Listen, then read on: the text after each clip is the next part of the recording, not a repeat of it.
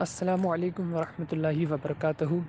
حضور آپ کی بارگاہ میں ایک سوال عرض ہے کہ ہم لوگ ایک کمپنی میں کام کرتے ہیں جہاں پر ایک نماز گاہ ہے، اور یہاں پر کئی سارے جو ہے بدعقیدہ بھی ہیں، جیسے کہ دیوبندی، وہابی، تبلیغی، اور جو ہے الحمدللہ کچھ سنی حضرات بھی ہیں۔ یہاں پر ایک نماز گاہ ہے جہاں پر جو ایک بدعقیدہ یعنی اہل حدیث جو ہے نماز امامت کرتا ہے، اور سب جو ہے اسی کی اقتداء کرتے ہیں، اسی کے پیچھے نماز پڑھتے ہیں۔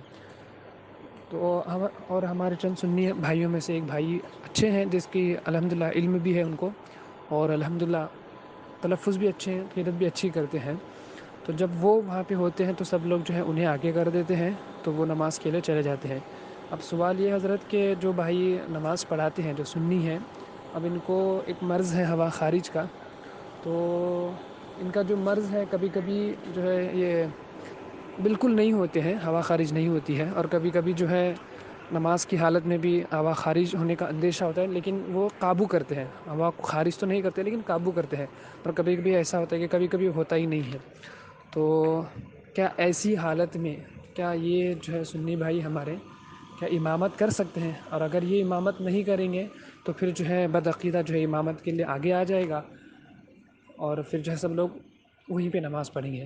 اور پھر جو ہے انہوں نے یہ بھی بتا دیا کہ ہم سنیوں کو کہ ان کے پیچھے نماز نہ پڑھو، کیونکہ ان کے پیچھے نماز ہوتی نہیں ہے۔ لیکن چند لوگ جو ہیں سنتے نہیں ہیں، سب لوگ کہتے ہیں کہ سب وہی ہے، سب ایک ہی چیز پڑھتے ہیں، قرآن پڑھتے ہیں، کوئی الگ منتر وغیرہ معاذ اللہ ایسا نہیں پڑھتے ہیں، تو نماز ایسے ویسے کہتے ہیں۔ تو کیا اب جو ہے جو بندہ یہ سمجھا رہا ہے تو یہ اب تو بری ذمہ ہو گیا، یعنی گنہگار تو نہیں ہوگا؟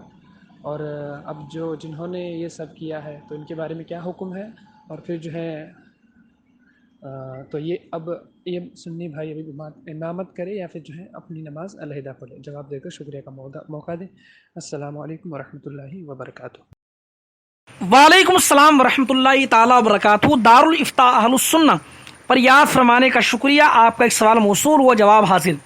سب سے پہلی بات آپ یاد رکھیں، وہابیہ دیابنا اپنے عقائد کفریہ کے سبب کافر و مرتد ہیں۔ عرب و عجم کے سینکڑوں علماء و مفتیان کرام نے ان کے کافر و مرتد ہونے کا حکم دیا۔ تفصیل کے لیے امام اہل سنت حضور سیدی سرکار اعلیٰ حضرت رضی اللہ تعالی عنہ کا رسالہ حسام الحرمین اور سرکار شیر بیش اہل سنت علامہ حشمت علی رحمت و رضوان کا رسالہ الصوارم الہندیہ کا مطالعہ فرمائیں۔ اور غیر مقلدین جو اپنے آپ کو اہل حدیث کہتے ہیں، یہ وہابیت ہی کی ایک شاخ ہے۔ یہ لوگ بھی کافر و مرتد ہیں۔ جو ان بدعقیدہ لوگوں کے کفر پر مطلع ہونے کے باوجود ان کے کفر و عذاب میں شک کرے، وہ بھی کافر و مرتد ہے۔ من شکا فی کفرہ و عذابی فقط کفرہ کے تحت۔ اس لیے کسی ایسے بدعقیدہ کے پیچھے نماز پڑھنا جس کی بد مذہبی حد کفر کو نہ پہنچی ہو، اس کے پیچھے نماز پڑھنا مکروہ تحریمی واجب الاعادہ ہے، یعنی ایسی نماز کو دہرانا واجب ہے۔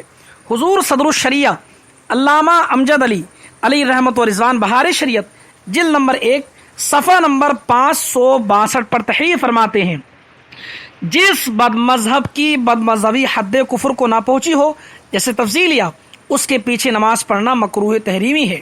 اور یاد رکھیں، جس کی بد مذہبی حد کفر کو پہنچ چکی ہے، جیسے وہابیہ دیابنا، تو ان کے پیچھے اگر سنیوں نے نماز پڑھی تو یاد رکھیں، اگر پڑھانے والا ویسا ہی عقیدہ رکھتا ہے جو وہابیہ دیابنا کے پیشواؤں کا عقیدہ ہے، اگر سنی ایسے بدعقیدہ کے پیچھے اس کے عقائد پر مطلع ہونے کے باوجود نماز پڑھیں گے تو اپنے ایمان سے ہاتھ دھو بیٹھیں گے۔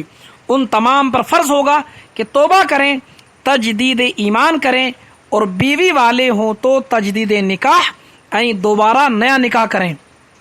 اور عقیدے پر مطلع نہیں تھے، ویسے ہی نماز پڑھ لی، تب بھی گناہ گار ہیں۔ ان پر بھی لازم ہے توبہ کریں، تجدید ایمان کریں، اور احتیاطاً تجدید نکاح بھی کر لیں، اور آئندہ ان کے پیچھے نماز نہ پڑھنے کا پختہ عہد کریں۔ اور آپ کے یہاں پر کمپنی میں ایسے سنی بھائی ہیں جن کی قرات بالکل درست ہے، تو تمام سنی حضرات ان کی ہی اقتداء میں نماز پڑھیں۔ اب رہا مسئلہ یہ کہ ان کو ہوا خارج ہونے کا مرض ہے، جیسا کہ آپ نے سوال میں ذکر کیا کہ ان کو کبھی ریح خارج ہوتی ہے، کبھی بالکل نہیں ہوتی ہے۔